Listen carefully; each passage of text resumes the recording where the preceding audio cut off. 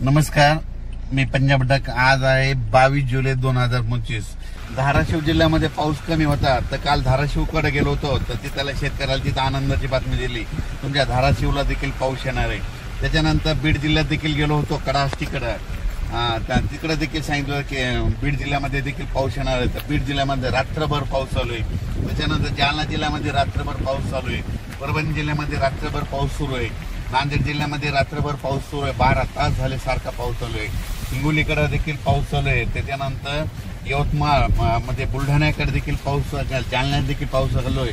आणि हे आमच्या बघा परभणी जिल्ह्यामध्ये इतका पाऊस चालू आहे, जालनाकडे चालू आहे, तर पूर आलाय नदीला। तर हे तुम्हाला लाईव्ह दाखवत आहे। म्हणजे मी म्हटलं होतं ना, 21ला पाऊस सुरुवात होईल, 22ला त्याची व्याप्ती वाढेल, तर रात्री मध्यरात्री खूप पाऊस पडला।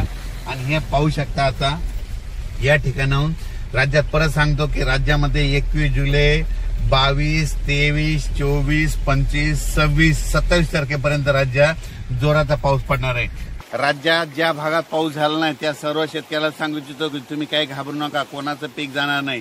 तुम्हाला एक सांगू इच्छितो, ज्या भागात झालं नाही त्यांच्या भागामध्ये आज 22 तारखेला, उद्या 23, 24, 25, 26, 27 तारखेपर्यंत धुळे जिल्हा, नंदुरबार जिल्हा, जळगाव जिल्हा, नाशिक जिल्हा, लासूर, त्याच्यानंतर शिर्डी, कोपरगाव, त्याच्यानंतर इकडे संगमनेर तालुका, त्याच्यानंतर इकडे राहुरी तालुक्यामध्ये, त्याच्यानंतर इकडं 2 तालुक्यात, म्हणजे ज्या भागात पाऊस पडलेला नाही तिकडे देखील पाऊस पडणार आहे।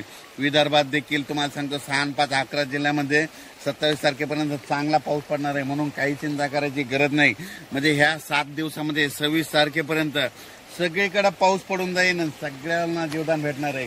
म्हणजे सांगायचं झालं तर हा पाऊस सगळीकडेच पडणार आहे, दररोज वेगवेगळा भाग घेत राहणार आहे, म्हणून हा अंदाज लक्षात घ्यायचा। अचानक वातावरणात बदल झाला तर लगेच एक मेसेज दिला जाईल। धन्यवाद।